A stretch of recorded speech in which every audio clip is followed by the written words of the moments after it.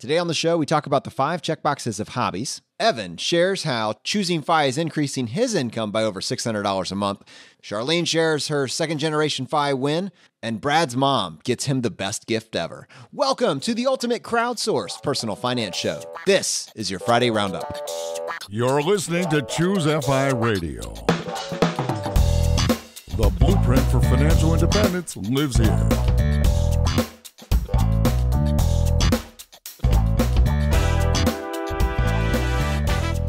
If you're looking to unlock the secrets to financial independence and early retirement, you're in the right place. Stay tuned and join a community of like-minded people who are getting off the hamster wheel and taking control of their lives in the pursuit of financial independence. ChooseFI, your home for financial independence online.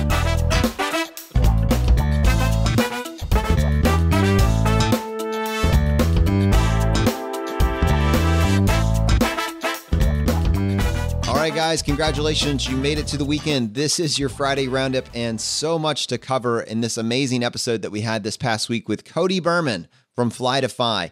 You know, I think he may be the youngest guest that we've had to date, but don't let that fool you. That episode was absolutely actionable in every way, shape, or form. And I have to believe that his youth made it relatable, and it may make it relatable for your teen or your child that's getting ready to go to college. You need that relatability. You need someone that's closer to it. If I have someone that's 45 years old telling us how they got scholarships in the 80s, I'm sorry, that's just not going to be helpful. We need this information now, and Cody absolutely brought it. So I'm incredibly excited to circle back and talk about this with a little bit more depth. And to help me with this, I have my co-host Brad here with me today. How you doing, buddy? Hey, Jonathan, I am doing quite well. Yeah, this was a fantastic episode with Cody, and he does have a lot of actionable insight and details, and he passed them along. And even though he's such a young guy, he's wise beyond his years, obviously.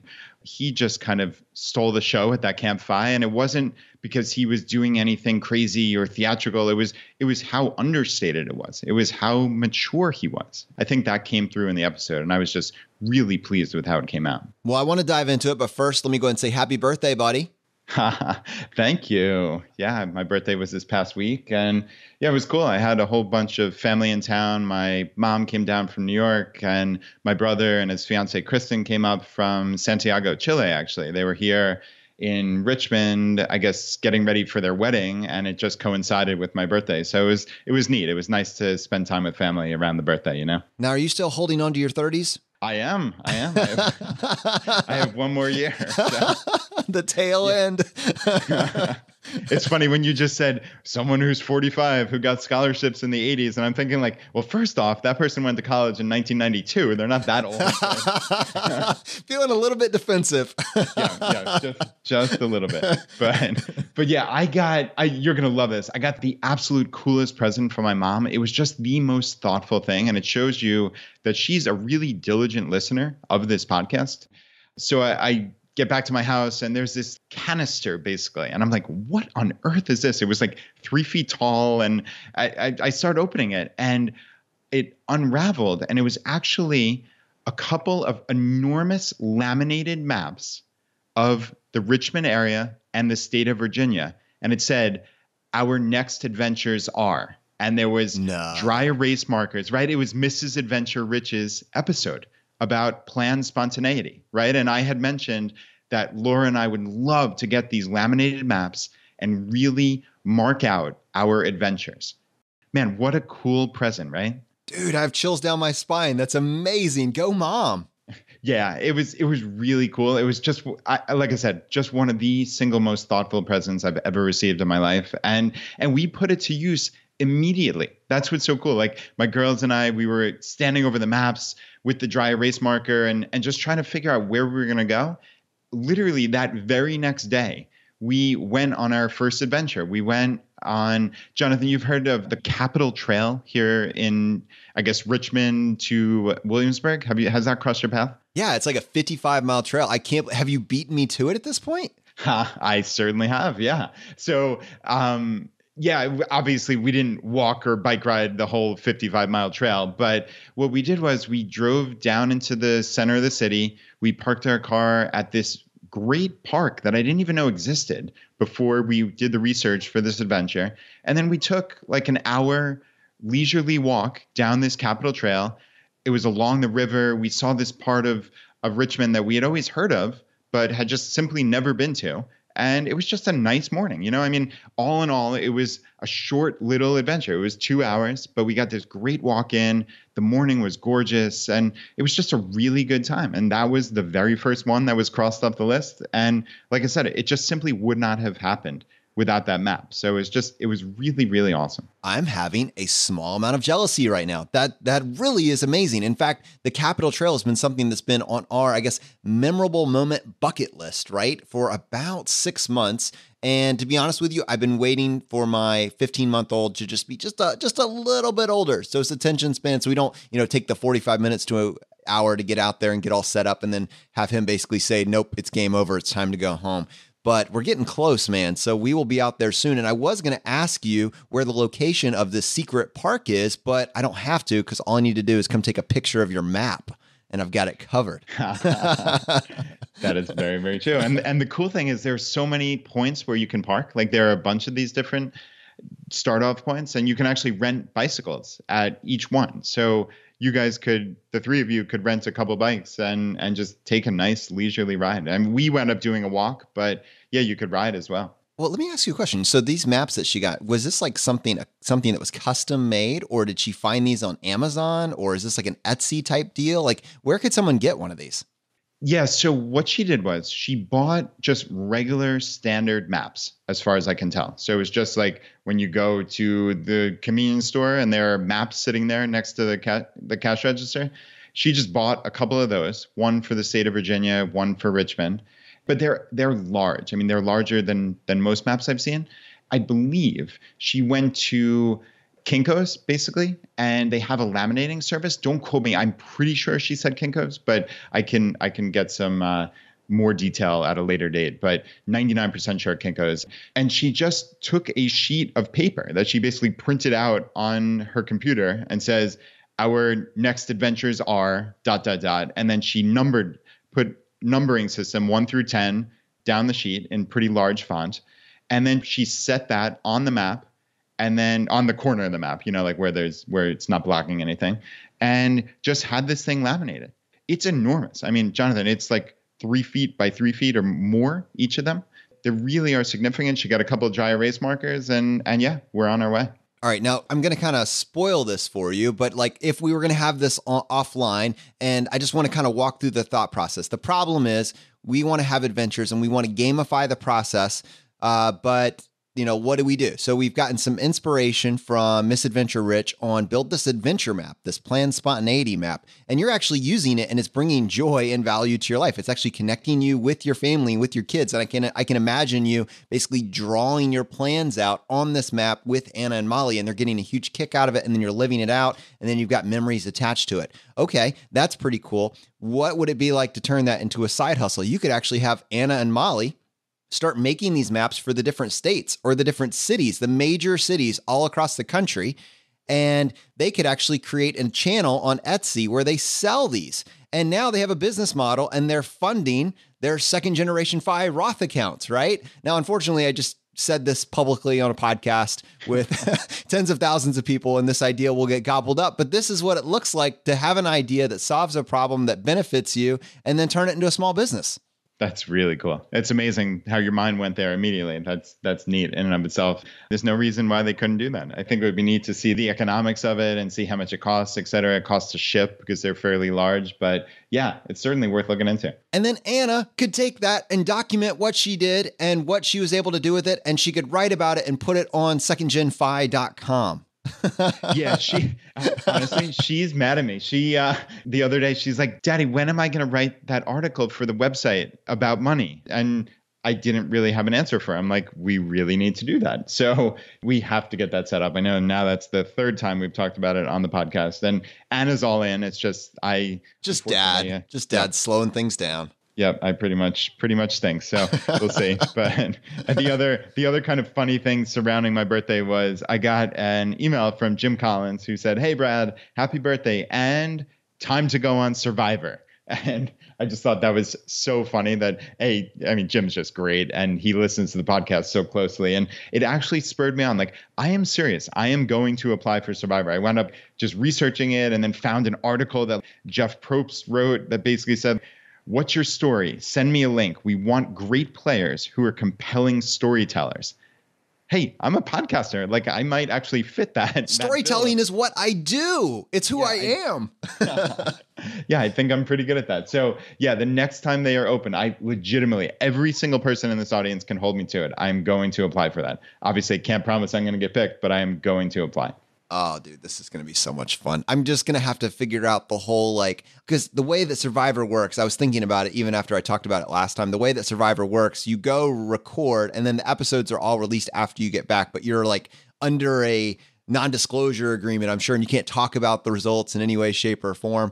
So, like, I'm going to need to like record with someone else that's not you to talk about your performance on the most recently released episode, and then I'll bring you in as a guest on your own show to then talk about the remainder of the show. I mean, it's just going to have to be a thing. We're going to have to structure it out. So I'm taking volunteers for whoever wants to fill in for Brad to discuss how he did on the previous episodes of Survivor when it goes live. I'm assuming that this is just going to happen. I'm operating under a 100% assumption that Brad is going to be on the next season 245 of Survivor. Yeah, that'll be a good problem to have if we have to deal with working around my schedule and non-disclosure agreements. So yeah, I'll be okay with that. All right, well, that was fun, but let's go ahead and circle back to this past week's episode with Cody and really go into, our personal takeaways on this episode. The first thing that really stood out to me was just the fact that you can start prepping for college while you're in high school. I mean, this is incredibly powerful. I think that we have kind of lost our way. There's so many people that are considering college as this place to obtain basic information, like learn how to learn type stuff. And in my mind, I've always been thinking, isn't that what high school is for? Isn't that why we did the 4 years of high school and went through that torturous process? Why are we now offloading that onto college? There has to be a more optimized approach. And in my mind, it's clearly that you think about while you're in high school, how can I get those first 2 years of college done? And I was oblivious to this. I was actually talking about this with my wife and my mom. The idea of doing an AP English class, something as simple as that. I was like, why would I take a harder English class when I could just take an easier English class? I mean, that was generally my mindset. My mindset wasn't, wow, what can I do to knock out those first 2 years of college while I'm still in high school? And imagine surrounding yourself with just as few as 3 or 4 other individuals that were thinking along this way. A lot of times we talk about you are the average of the 5 people you surround yourself with, and we think about that in the context of adulthood. What would it be like to have that mindset in your teens, to have 2 or 3 people like Cody in your life that are just motivating you, not because you are this incredibly smart, intelligent person, but just because you're willing to change the average of the 5 people that you're hanging around with? What would it be like to have that mindset in high school? It would transform everything. Yeah, it certainly would. And I think there are probably 2 sides of this, right? So there's having that group of friends who are pushing you to take these harder courses and to look into ways to get college credits. But then I think it's also essential that you put it to good use from a FI perspective. My friends, we took a ton of AP courses. I just took a significant amount of them. Even at the University of Richmond, where I went to, I wound up coming in with, I forget, it was somewhere north of 20 credits, I think. So it was almost a full year. But I think that in and of itself is fine, but really it's about the FI mentality. So how can I take all that work that I did in high school and help me actually save money? I didn't graduate a half a year early or a year early because I did all that stuff. It just allowed me to take a couple extra courses because some of my prerequisites were taken up. Yeah, because you came out with the student loan debt. I mean, you did all the hard work, but then came out with just as much debt as everybody else. Yeah, I mean, I didn't have a ton, but I definitely did have some debt. So, I mean, I've described multiple times here, Jonathan, how like utterly oblivious and stupid I was. Even though I thought I had my head on straight, I did obviously do really well in high school, and it afforded me the opportunity to go to just about any college that I wanted. But what I should have done, and with the benefit of hindsight, I should have said, okay, well, I can get into these great schools, and that means that the other 90% of colleges in America probably would let me go for free or close to free. not only that, but if I went in to those schools, I probably would have had a year or more of credits worth, because it's usually somewhat less strenuous to get college credit based on AP scores and such. So like it would have been even better, because then I wouldn't have had 4 years of opportunity costs, even at free, right? Because I wasn't earning any money. So I think it's important, and I'm rambling a little bit here, Jonathan, but I hope this is coming across, is that you need to get it right both sides. There's a cost to college, obviously. It's a cost both in terms of dollars out, but also that opportunity cost. So trying to go for free or getting these scholarships, which I'm sure we'll talk about here shortly, that's great. But also cutting down on the time in college, I think, is really important as well. Yeah, there was an old joke in my peer group. So this will tell you something about the average of the 5 people I was hanging out with. But they were like, graduating in 4 years is like leaving the party at 10 o'clock. That was an okay statement that we laughed about. That was funny, but it was sad, right? That's what all of us did. We just took longer, and we felt no urgency to leave the scene because, this was our reality. And I think that we're fighting a tidal wave of that. And if you're going to combat that, if you're going to come into this world with a different worldview, you have to see the upshot. You have to see the benefits, because what you might perceive is this, what am I losing? Well, I'm not getting the full college experience. The full college experience is costing the average, American $300,000. I mean, that's just what it looks like. That's the MSRP for college if you just go all in on that. And everybody usually does 1 or 2 things right, which bring that down. We all have little things that we figured out, but I think it's very rare for an individual, especially a young teen, to go into the college frame with this totally optimized view of what it should look like. So with Brad, with what you did, you were working your tail off in high school, but you didn't connect that to what does it look like beyond college. It was all about just getting to college, and then you kind of let college happen to you from there. But what would it look like to optimize every aspect of it? I think that FI allows us to go back to those early years and get a little bit more perspective. But having someone like Cody, who's so closely tied to it, kind of walk us through like the individual choices that he made, stacking one win on top of another and showing you how quickly he's going to be able to reach financial independence due to these decisions in the early years. Remember, every dollar you earn in your teens is more valuable than a dollar you earn in your 50s, right? And that indicates that time is such a valuable resource. If we can make just a few right moves in those early years. I was reading, I think online, if you can get $168,000 in your investment accounts, whether it be 401k or taxable accounts, if you can get $168,000 into those accounts by the age of 28, you're just done. In inflation adjusted dollars, you're going to be a millionaire by the time that you reach, traditional retirement. It's just that simple. Now, not everybody is working from that frame, but it indicates the power of compounding over time. Your time is precious. And if you stack time with an optimized strategy early on, the game just got easy. Yeah, that's a very, very important point to get across. Time is essential, and starting early is essential. And it sounds like Cody clearly did this. I love how he went after these local scholarships, right? He was saying, and this was such a great actionable takeaway, is create these templates.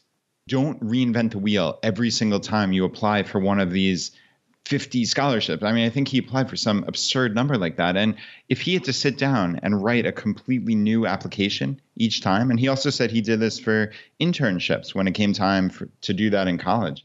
And it's just such a smart strategy is create a template, create a base to work off of, and then obviously tailor it for that individual scholarship or internship or whatever it may be.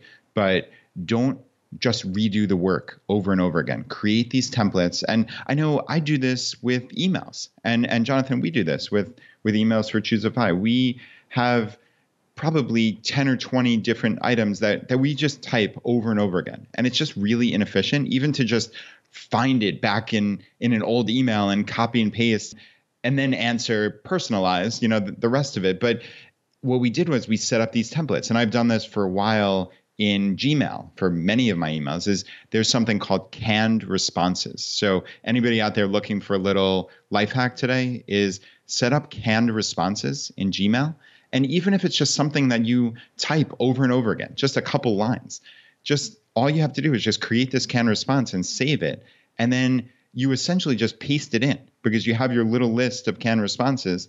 You find the one and just click it, and the text shows up in the email. It's absolutely brilliant. And I think pretty much anybody who has a job in general, this is not just Jonathan and Brad, the podcasters, but anybody who has a job where just really sit back and look at what you type on a daily or weekly basis in emails, because you spend a lot of your day emailing. Why not make it more efficient and quicker? So I think that's a really, really smart strategy just for life. I emailed my mom and she said, "Is this a canned response?" No, Mom. Yeah, I think you might need to make it a little more personalized then. But yeah, I mean, that's the general gist of it is, yeah, just copy and paste and then have the space and then the time to write some personalized info. I think that it's discipline equals freedom. You're taking the time to set up these responses. So that's the discipline. And it then affords you the freedom to maybe spend more time on the email that you otherwise would just be typing the same stuff over and over again. So I think it's a real value add. And one of my favorite things was the idea of picking a job in college and being so strategic with it. This is not to disparage anyone that has chosen to work in the dining hall, but if you are looking at college as an optimized approach and you're gaming this thing out, there are lanes that will give you outsized results for the work that you're willing to put in. And so I think like you need to think about this stuff. How it's kind of like thinking about life as a Venn diagram and looking for overlapping benefits. I'm going to tie this to hobbies in just a second, but let's look at it in the context of picking a job while you're in college. You can pick something that earns a lot of money. You can pick something that will allow you to do significant amount of networking. You can pick something that will allow you to multitask. So you're getting paid while you're studying. Or you could pick the dining hall. I don't know. So he latched on to something that was giving him incredible networking benefits. He found something that was giving him a new skill set. And likely he was also able to do work while he was there, do schoolwork, do studying. That's the kind of job that you want to find. One of those benefits can outweigh another depending on what field you're going into. If networking is going to be a massive part of what you're doing, and it's clear that college is the connection between the education that you're getting and the job, then, teacher's assistant will probably be a very, very good choice for you. Conversely, if you're something where it's very unlikely that college is actually going to give you that network, give you that connection to that first employer, then just making sure that you get your grades up and that you can spend all that extra time studying is going to be ideal. And so just think about those first few choices and also give us your feedback. What job did you find in college that allowed you to get some of these Venn diagram benefits that we were highlighting? Cody really benefited from this job, not just for the many reasons that you listed, networking with teachers and TAs and doing the homework and earning money, but he learned a really significant skill. He now, as he said, he's an expert level Microsoft Excel user and probably the rest of the Office suite as well. Just in and of itself, there's a significant amount of value there. I know back at my old company, we had hired someone to create Excel sheets for us. Like we had a real significant task and we hired this guy who came in from a real significant and reputable firm, and he wasn't in tax or audit. He was basically in creating Excel spreadsheets. And I know that sounds crazy, but like that was a huge value to us. That added just an enormous amount of value and saved so much time. And just that skill, like Cody picked up that skill. He could have almost certainly done that and earned a huge salary per hour. And I suspect there are many, many thousands, if not tens of thousands of companies all across America that would hire someone like that who could add value to each and every employee just by creating Excel sheets and speeding things up. Because, right, what do people do in regular office jobs? They sit there on the computer in Excel a lot of times. And if you're just hunting and pecking, like you said, using the sum formula, well, that's not really good enough, but hiring someone like Cody, there's real value. So I just thought that was really cool. And that speaks to your Venn diagram issue, which is find this overlap, find where this can help your life. Obviously, the networking with people, that can help your life. No reason to disparage someone working in a dining hall, but is that really gonna tick any of these boxes? You can't do your homework. You're not really networking other than a random, hey, how's it going today? Or how's the weather, right? That's not really networking. And you're not learning any discernible skills. So like look for those ways that if you need to work, then, hey, I can get some extra benefit from this. And Brad, I thought this would be a fun time to talk about hobbies in particular, because Cody, this kind of idea of a Venn diagram and looking for those overlapping benefits. He's interested in ultimate frisbee. He kind of grew up with it. He's interested in starting a side hustle. He understands accounting, and together he brings all those, just like we were talking about with Solve the Problem and with Anna and Molly and building these, pick your next adventure maps. He is creating a business selling disc golf frisbees. And it really is remarkable, but I wanted to use this as an opportunity to talk about the overlapping benefits of hobbies. How do you go about picking your hobby? Now, you could just pick anything, and that's certainly fine. There's a million reasons that people enjoy different hobbies, but I just thought, in the context of looking at things through a life optimization strategy where everything is adding value and providing you overlapping benefits, it would be very interesting to talk about how hobbies fit into this and maybe give a few examples of ones that meet some of these different criteria. And everybody listening to this will be able to extrapolate out, what hobbies they've incorporated and then maybe evaluate what additional benefits those hobbies bring. I'm a huge believer, and I've kind of picked this up from you, in the idea of growth mindset, the idea that you are not a fixed individual. You can become anything and anybody that you want to become, but you have to be willing to be bad at something before you can be good at it. Yeah, Jonathan, that sounds great. I'd love to chat about hobbies. And you talked in there about kind of like the boxes to check. I guess we'll call them the check boxes of hobbies. Talk me through what items would be on that list for you.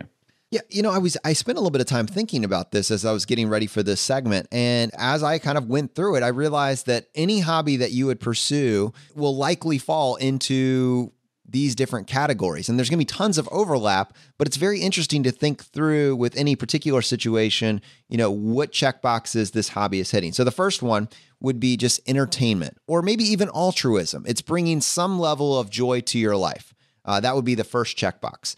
The second one would be the price. Some hobbies are incredibly expensive. Golf. Some are incredibly inexpensive. So frisbee or disc golf. 3, networking, social interaction. It is a way for you to come together with other individuals. You form a community around it. 4, fitness.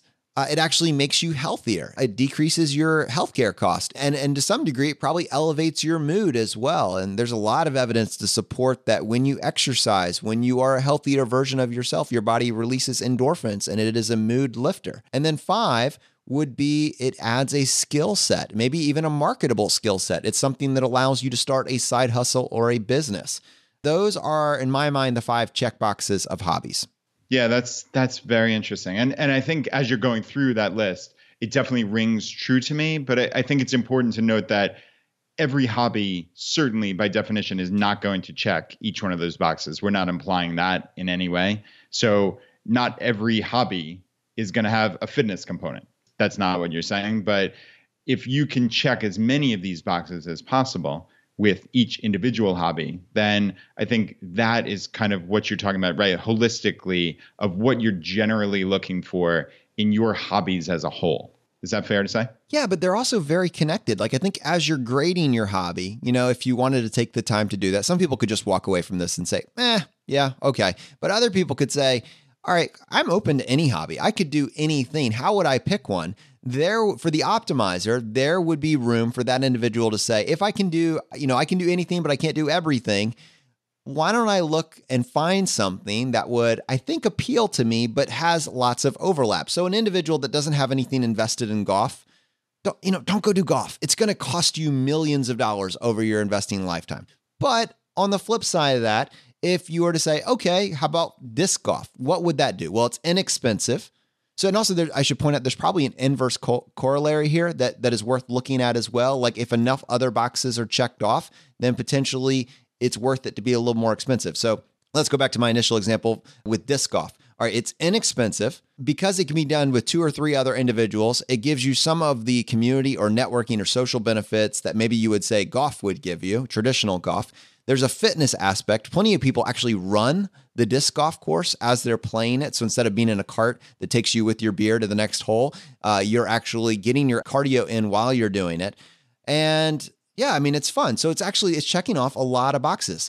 That's pretty cool. Let's go back and maybe let's do video games. Video games are not so, I mean, I know you can play online with your friends, but I kind of think there's a point of diminishing returns with the networking aspect. It is fun. So that's great. It's entertainment. It's not improving your fitness. I'm sorry. I don't actually know anybody that got fit using the Nintendo Wii. I'm sure it's out there. I'm sure somebody can disprove this, but I think as a whole, the Nintendo Wii is not getting you remarkably fitter. Is it a skill? Is it marketable? Well, there are people that are making money online playing video games due to their advanced skill. I suspect it's not going to be you, but it certainly is out there. I think there are entire countries that have large segments of the population where this is just what they do and they're incredibly good at it. But that's very interesting, right, Brad? Yeah, no, it certainly is. And I think I probably would add to the fitness one, maybe fitness and or mental benefits. So like bridge is one that I'm thinking of, playing the game bridge. So I'm clearly fun and entertainment, social networking, especially you're talking like, who are your bridge partners? If they're Bill Gates and Warren Buffett, who are two very famous bridge players, well, that's pretty good networking, right? Mental benefits instead of fitness. You can't really argue you're getting much fitness, but certainly mentally you're getting much sharper. And price. It's pretty cheap to play a game of bridge. So like, I'm just trying to think of just a way to add to this set of checkboxes. I think that might be a little addition. And one thing I kind of wanted to talk about was the last one you said, the skill and or marketable talent or whatever it may be, starting a side hustle. I would add to that the pursuit of mastery. So I think this is something that is so lacking in people's lives. We just go through the world and we do our stuff. And it's the same thing over and over again. And you don't really pursue any monumental goal.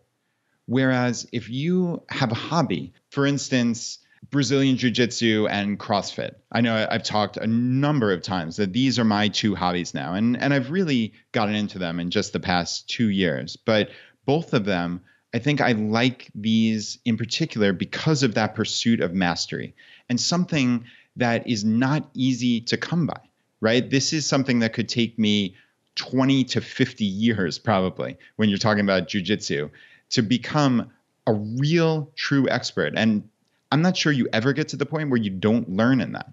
And to get from where I am now to a black belt level and then a top tier black belt level, and that legitimately could take me 30 years. But I don't look at that as a negative at all. I look at that as, wow, this is something that every single day, if I wanted, I could learn something new.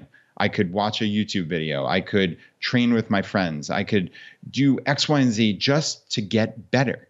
And it's that pursuit of mastery that has been so lacking in my life. And I think this certainly applies to CrossFit as well. I was really hoping you were going to bring this up because I actually wanted to go through some of the different hobbies and kind of go through the different checkboxes and CrossFit in particular. So it is expensive, right? It's way more expensive than your Planet Fitness membership. It's, way more expensive than just doing body weight exercises at home. But I think it's interesting to take something through some of the checkboxes and show the value for you as the individual. That value won't be the same for somebody else necessarily, but for you, I think it makes sense. So obviously it's fun, it's entertaining. And honestly, if you're working out by yourself, it can be a little bit of a drag. Now you can get a workout partner, and I think that you can replicate that experience.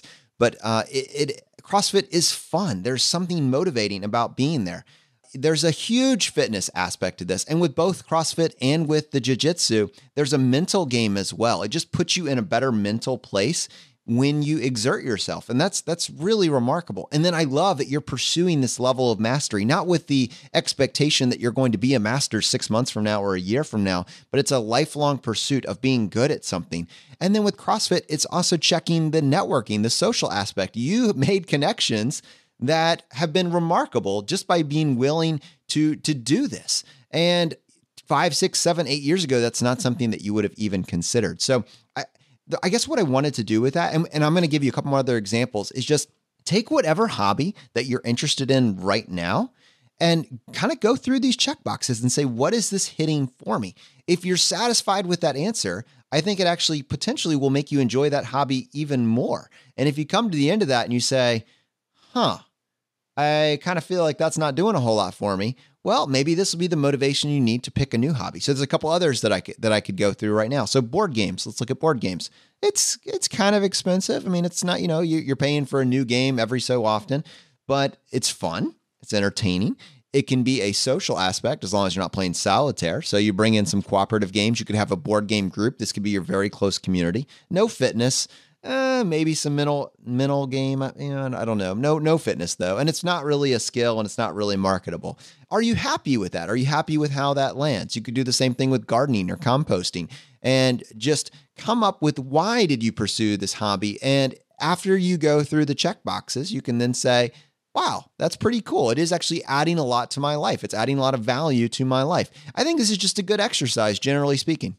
Yeah, I agree. I think just reflecting on how you spend your time is always important. And yeah, certainly if you're talking about a hobby that you're spending a significant amount of time on a weekly or monthly basis, yeah, really sit back and reflect and say, is this adding value to my life? And look at these. I think this is a pretty good list of checkboxes for sure. And it doesn't have to hit all of them. Like you said, Jonathan, CrossFit that I do is not inexpensive by any means. There's no way to argue otherwise. So if this were a pure FI play and someone who's listening to this was saying, hey, Brad, you're wasting a ton of money. What are you doing? You could do all that stuff in your garage or just doing bodyweight exercises. Well, yeah, that's true. But I know myself. And I think that's an important part just of life, again, is knowing yourself and knowing what you're good at and what you're not good at. And I know motivation is very difficult for me when it comes to exercise. So while I do have a lot of this equipment at home and I could theoretically just go on to CrossFit.com and get a workout that day and do it at home, I know I just simply will not work as hard at home. So having that camaraderie, having that social networking there, having those friends there who push you on to work harder, that means something to me and that's worth it. So of course I found a little FI workaround for not getting a actual membership because I hate paying monthly memberships. So I wound up buying a punch ticket, which actually winds up being less expensive for me otherwise, just based on time that I'd be away for conferences and trips and stuff. So like this is something that I am very content with. And I almost love that I'm bad at it, Jonathan. Like I know it sounds crazy, but like I've seen where I've come just in this first year and it was really starting at a pretty pitiful place. And now I'm getting on the path towards competence, but man, it's going to be years before I'm really good at this. And I find that just exhilarating. I really genuinely do. That's awesome, man. Yeah. And it was fun to talk about those in particular because that is all about growth mindset. You are not a jiu-jitsuer. I'm pretty sure I just made that up, but we're going to roll with it. Like that's not who you were as a teenager. It's not who you were as a young adult. But now it's what you do with your free time. It's something that you're exploring. That's really, really motivating. Brad, one of the things that me and you have talked about is really trying to actually make it to some of the local groups all around the country. But we're going to be going to Philadelphia, Pennsylvania for a conference for Podcast Movement. And we said this would just be a missed opportunity not to try to meet listeners in Philadelphia. So we are going to be doing a meetup the Sunday, July 22nd at Yard Brewing Company in Philadelphia, Pennsylvania. I think we're going to be starting at 6:00. And if you're in Philadelphia or in the surrounding area, we would love for you just to come by and say hi. We'd love to meet you. It's going to be a blast. And it's not just going to be us. We're going to be joining up with our good friends over at Stacking Benjamins, Joe, Saul, Sehi, and also Fire Drill Podcast. Yeah, and Jonathan, it should be an absolute blast. I know we had one of these meetups when I went to Omaha, Nebraska for the Berkshire Hathaway meeting, and we had something crazy, like 35, 40 people show up, and it was just a fantastic time. This should be even bigger, I would imagine. So if you are in the general Philadelphia area and want to come down and meet us, but more importantly, meet other ChooseFI community members, 6:00 on Sunday, the 22nd, we'd love to see you. And speaking of local groups, I keep bringing up San Diego, and I'm not totally just trying to rave just about San Diego, but what they're doing is so flipping cool. Jennifer helps admin that group, and she just set up a post saying for the July 2018 meeting, there was a lot of interest in doing case studies. And so they've actually set up a website for people that want to participate and submit their information as a case study. and it's all anonymous. So you get to put your information online. And then at the next meetup, they're going to crowdsource it and break it down and come up with an actual FI strategy for that individual. So I mentioned that, one, just to say that they're crushing it, and two, to kind of extrapolate this out to the other groups. If you're trying to figure out what these groups can actually become, what benefits and services they can actually offer. And as we continue to say, they're better because you're in them and you're active. So thank you so much for being a part of this. Wouldn't you want the opportunity to get a personalized FI plan for your situation and be able to have people in different spaces in life, optimizers, accountants, financial planners, kind of have this holistic look and come up with a strategy for an individual situation? How powerful would that be? Yeah, that's pretty fantastic. And yeah, to have people in the FI community do that who already have this knowledge, yeah, it seems like a big win. So very, very cool idea. First comment was from Amy. She says, I'm sad we can't make it. Are these ever recorded to watch later? I don't think they are currently. So you do have to go. Yeah. And Jonathan, Dan on the Facebook group made a post that was near and dear to my heart, which is, this may not be a big deal for some, but I'm super proud of myself. I did something on my own car for the first time ever. Changed my air filter and cabin air filter on my Accord for a grand total of $44. It would have ran me about $250 at the Honda dealership. In hindsight, maybe I shouldn't have waited so long on the cabin air filter because it's kind of filthy here in the picture, but I'm taking baby steps over here. And I just thought this was really great. Dan sounds like me, somebody who would have just taken it to the dealership and, oh, hey, you need air filters. That costs $247. And I would have, because it's never less than $247. I think there's some sort of hive mind that decides the minimum cost at the car dealership is $247.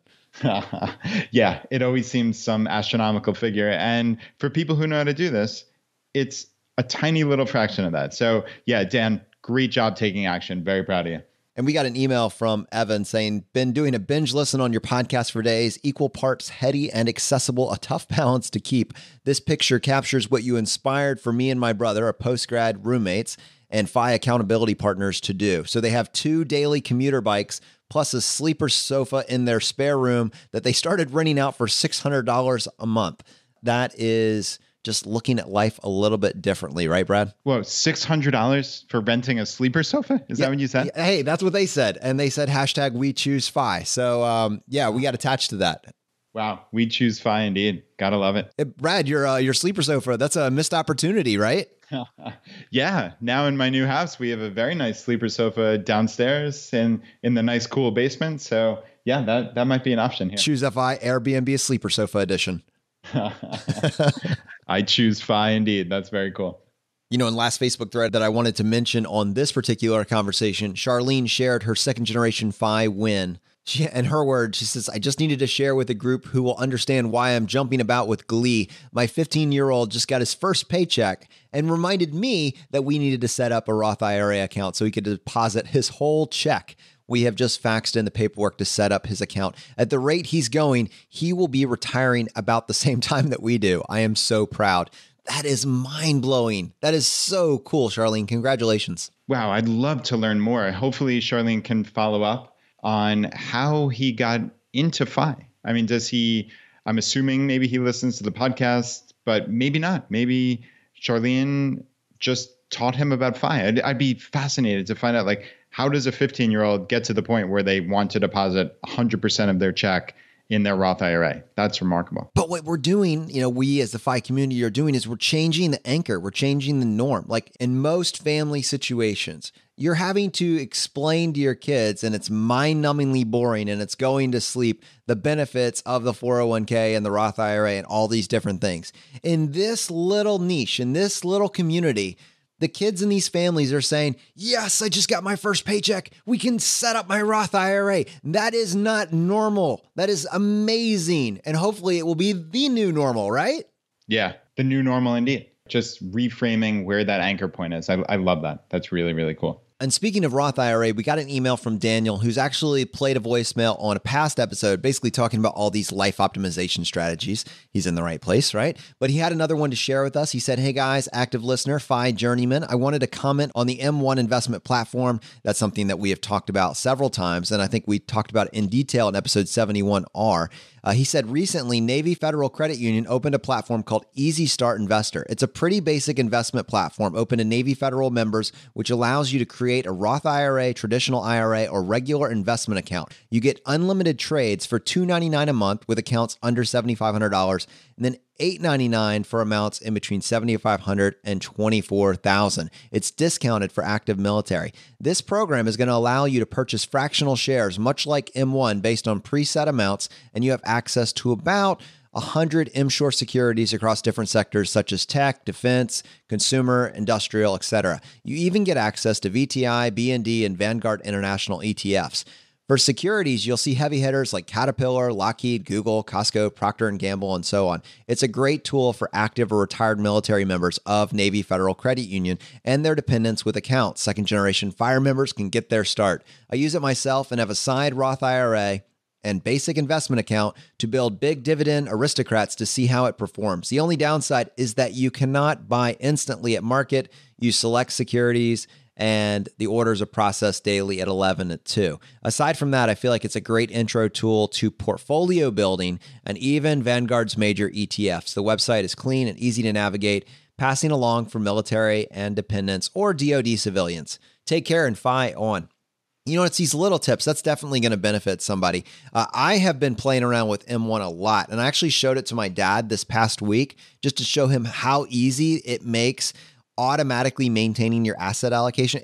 Brad, frankly, it's mind-blowing. I went ahead and put a couple $1,000s in there, and I set up 3 pies. Now, keep this in mind, like a pie can be anything you want it to be. You could have you can name it whatever you want, your top 10 dream funds, and you could pick your particular stocks out, or you could just have a pie that's just VTI, or think about it this way. You could have a pie that is named Anna, a pie that's named Molly. You could name one pie after each one of your kids, right? And then inside that, you could pick a few ETFs that you wanted to have for each of them. They could be mirrored, but they could each have their own pie. But what's crazy about this is it automatically maintains your asset allocation. So I don't want to use the word rebalance because it doesn't sell and then buy other stuff unless you specifically tell it to. But what it does is it automatically preserves whatever asset allocation that you have said that you wanted. So for instance, let's say you have 3 pies. You have a Brad pie, an Anna pie, and a Molly pie. So you have $1,000 in there, and you have those 3 pies reflecting 33 point whatever percent, 1/3 in each one of those pies. And each side of those pies, you select your 5 or 6 different ETFs or individual stocks that you want it to hold, and you tell inside that pie what allocation you want it to be. If it ever gets out of sync because one is dramatically outperforming the rest, what it will do when you add new funds in, and you can add it however often you want to, once a month, once a week, whatever, it will then buy the underweighted ones, the ones that are not keeping up with the growth on the other, which is just really incredible because it just makes it so easy. Frankly, it makes it too easy. You just have to get started. And as we talked about, if you do this in your teens and in your early 20s, it's just profound how powerful it is as you get into your 30s, 40s, and 50s.